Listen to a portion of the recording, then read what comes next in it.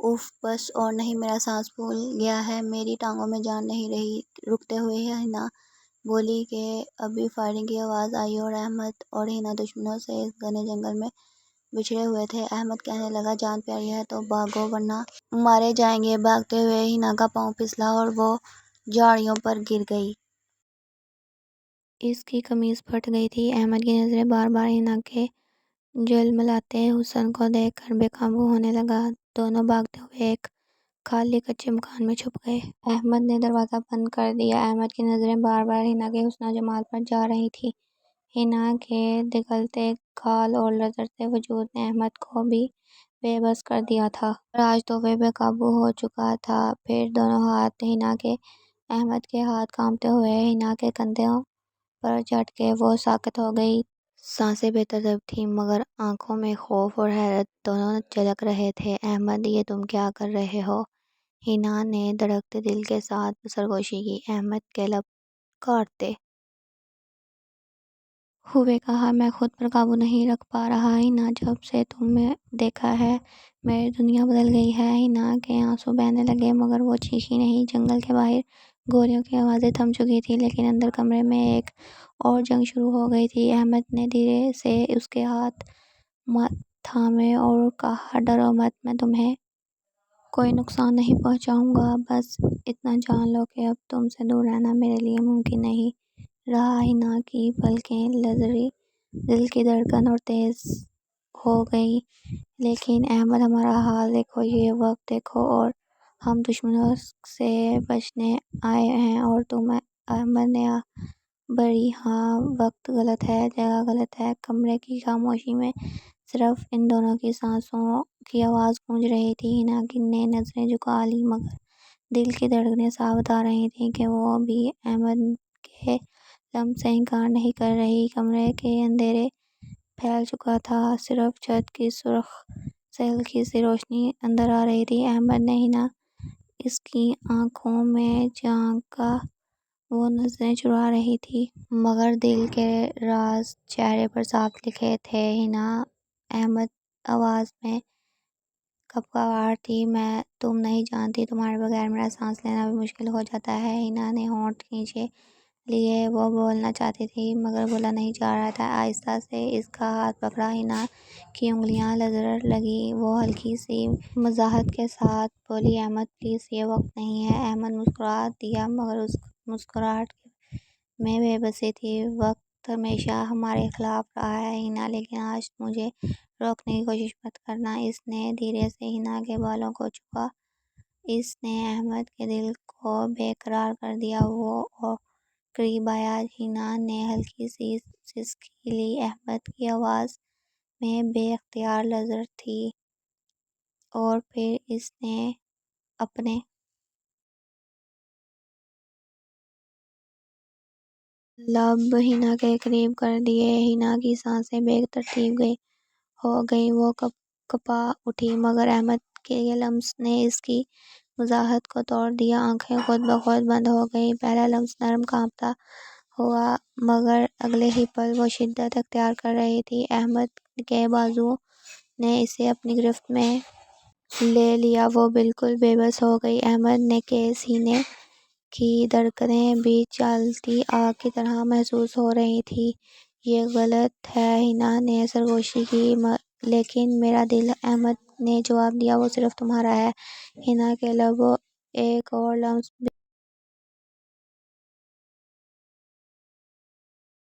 احمد کی انگلیاں ہنا کے گالوں سے گردن تک پھسلنے لگیں۔ اس کے لمس نے ہنا کو لرز دیا۔ وہ ہلکی سی کڑھ کے ساتھ اس کے اور قریب ہو گئی۔ احمد اس بار اس کی آواز میں ضد نہیں تھی، صرف التجا تھی۔ احمد نے اس لمحے کو ضائع نہ کیا۔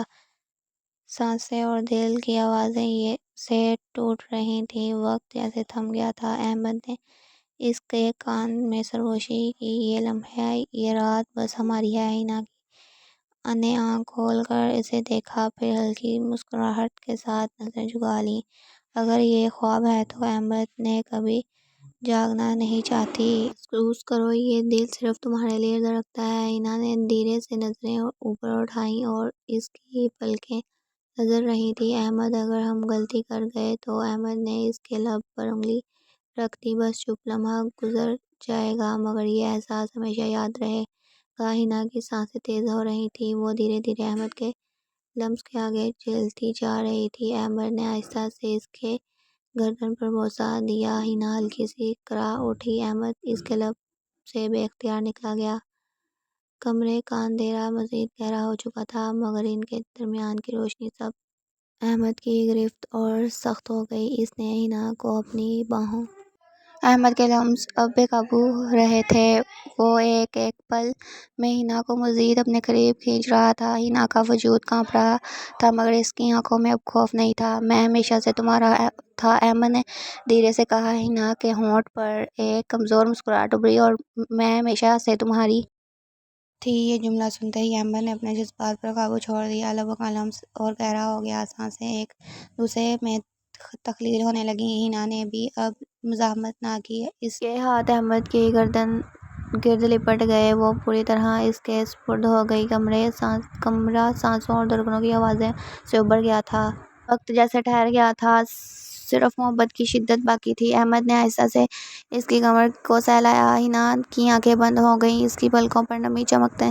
لگی۔ احمد کی اس کی آواز سرگوشی سے بھی مدھم تھی، پھر کہا، یہ جان بھی چلی جائے تب بھی نہیں چھوڑوں گا۔ ہنا کے گالوں پر سرخی چھا گئی، اس کے لبوں سے ایک ہلکی سی کراہ نکلی۔ اس نے احمد کی آنکھوں میں جھانکا اور نظریں جھکا لیں، پھر اب آگ کی طرح جل رہا تھا اور وہ دونوں اس آگ میں پوری طرح جلنے کے لیے تیار تھے۔ کچے مکان کے کمرے میں جلتی ہوئی خاموشی تھی، اندر صرف احمد اور ہنا کی دھڑکنیں گونجی رہی تھیں۔ باہر جنگل میں اندھیرا چھایا ہوا تھا مگر ایک نئی روشنی جنم لے رہی تھی۔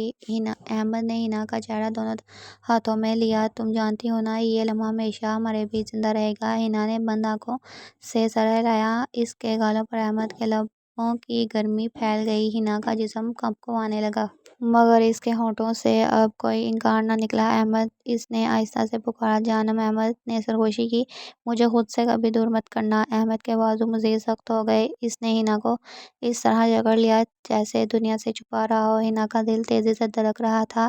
احمد نے اس کے کان کے قریب جھانک کر کہا، آج سے تم میری ہو۔ ہنا کی لرزتی سانسوں کے ساتھ جواب دیا، ہمیشہ سے تھی۔ لبوں کا لمس اور گہرا تھا ہوا، احمد کی انگلیاں ہنا کے بالوں میں الجھ گئیں، ہنا کی سانسیں ٹوٹنے لگیں۔ کمرے کا اندھیرا اب ان کی خواہشات کے روشنی میں بدل رہا تھا۔ ہنا کی پلکوں پر نمی تھی مگر لبوں پر سکون بھری مسکراہٹ۔ اس نے احمد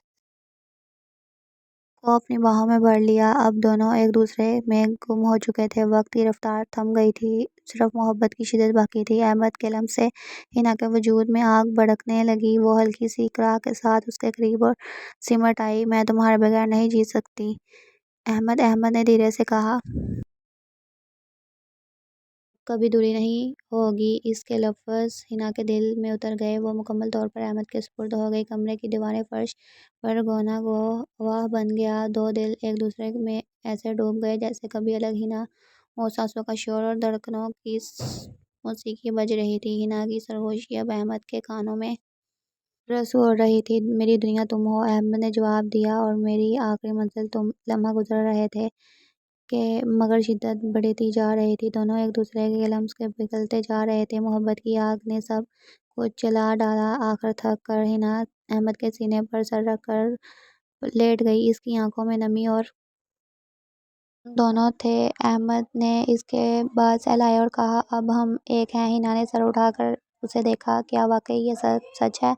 احمد نے مسکرا کر کہا، ہاں، یہ خواب نہیں، یہ ہماری حقیقت ہے۔ باہر ہوا تیز ہو رہی ہے، بارش کے قطرے چھت سے ٹپکنے لگے مگر اندر کا کمرہ محبت کے موسم میں لبرڈ تھا، دونوں ایک دوسرے میں لپٹ رہے، اندر بارش اور خاموشی سب ان کے عشق کے گواہ بن گئے۔ یہ لمحہ ہمیشہ کے لیے ان کی روح میں ثابت ہو گیا۔ صبح کی پہلی کرن کھڑکی کے سوراخ سے اندر جھلکنے لگی، رات کی بارش تھم چکی تھی اور فضا میں تازگی پھیل گئی تھی۔ ہنا احمد کے پہلو میں سکون سے لیٹی ہوئی تھی، احمد نے دھیرے سے کہا، اب ہمیں یہاں سے نکلنا چاہیے، دشمن شاید پھر تلاش میں آ جائیں۔ ہینا نے اس بات میں سر ہلایا، دونوں کی ہمت باندھی دروازہ کھولا اور جنگل کی خاموش راہوں پر نکل پڑے۔ راستے کی کچی مٹی پر ان کے قدموں کے نشان پڑتے رہے، دھوپ کی ہلکی کرنیں ان کے چہروں پر پڑ رہی تھیں۔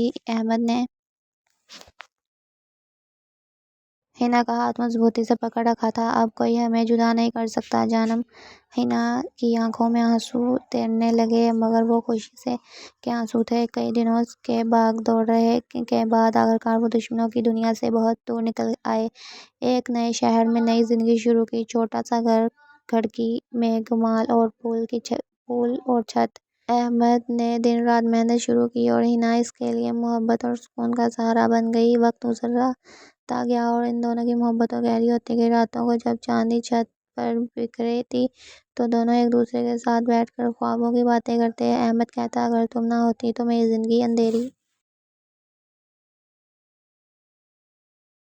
رہتی۔ ہینا مسکرا کر جواب دیتی، اور اگر تم نہ ہوتے تو میں کب کی ٹوٹ چکی ہوتی۔ سالوں بعد بھی ایک دوسرے کے لیے وہی شدت رکھتے تھے۔ دشمنوں کی یاد کہیں ڈل نہ گئی اور ان دونوں کی دنیا صرف ایک دوسرے میں سمٹ گئی تھی۔ زندگی کی راہوں پر چلتے چلتے وہ ایک دوسرے کا سہارا اور محبت بن گئے۔ ان کے دلوں میں صرف ایک دعا رہتی تھی، یہ سفر کبھی ختم نہ ہو۔ اور یوں جنگل کی رات سے نکلنے والے احمد اور ہینا کی کہانی ہمیشہ کے لیے خوشی کی داستان بن گئی تھی۔